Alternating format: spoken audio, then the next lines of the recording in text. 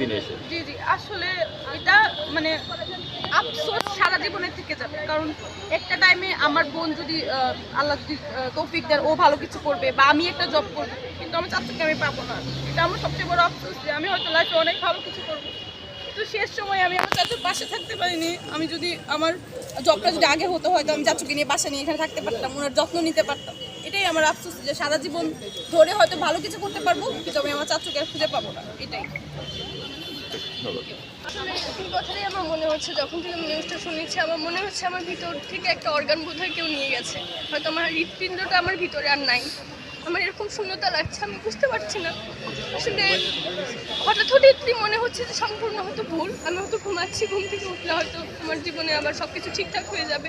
আমি আবার চাচুকে কল করব, চাচু আমাকে বলবে যে আমার শরীরটা ভালো না, আমার জন্য দোয়া করিস, আমি সেই সময়টা তোর কাছে এসে থাকবো।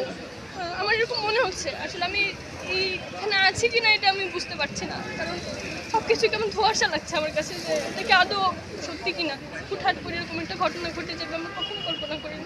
মানে আমাদের প্ল্যানিংটা অন্যরকম ছিল যে সে সময়টা চাচু এসে আমাদের সাথে থাকবে, উনি পরিবারের সংস্পর্শে থাকবে, আমি ওনার যত্ন করবো, ওনার হয়তো মেন্টালি উনি হবেন, সুস্থ হয়ে যাবেন, আমরা এগুলো নিয়ে অনেক পারিবারিক গল্প করব।